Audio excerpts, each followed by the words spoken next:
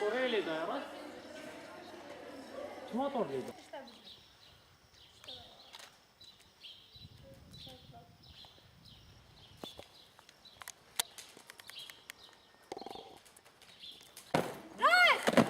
Ahmet'im şehide.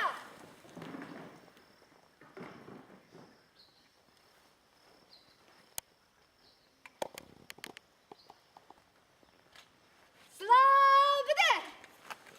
Çek Selvin. Çek Dayne. Timayek.